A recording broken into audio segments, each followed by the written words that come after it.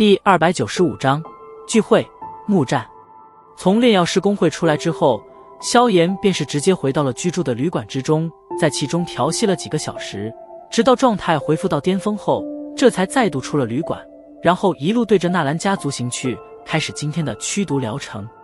虽然明知道每替纳兰杰驱一次毒，自己体内的烙毒便是变得越加浓郁，可为了那烙毒中所蕴含的雄浑能量以及七幻青灵弦，萧炎也只得继续这般下去。不过不管烙毒如何变态，他倒还不是极为的担心，毕竟有着青莲地心火的护体，就算到时候烙毒爆发了，萧炎也有信心与之抗衡。